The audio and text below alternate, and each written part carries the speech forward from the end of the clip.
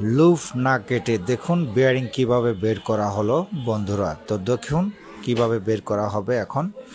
তো বন্ধুরা এই যে ফ্যানটিকে নিলাম, তো এটার তারগুলো গুছিয়ে নিচ্ছি। তো প্রত্যেকটা তার শেপের মধ্যে লুপগুলো ঢুকিয়ে নিচ্ছি। তো দেখতেই পাচ্ছেন এক এক করে এইভাবে প্রত্যেকটা তার ঢুকিয়ে নিতে হবে।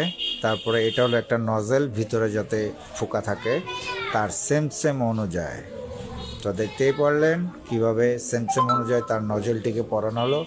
এটা হলো সেই পোলার, যে পোলারের মাধ্যমে এটাকে বেয়ারিংটাকে বের করা হবে। তো দেখতেই পাচ্ছেন কিভাবে তার সেটিং করা হচ্ছে। তো এটাকে এখন সেটিং করার পর দেখতেই পারবেন কিভাবে বেয়ারিংটিকে উঠানো হবে। এই সিলারেন্স দিয়ে এটাকে ঘুরিয়ে বেয়ারিংটিকে উঠাবো।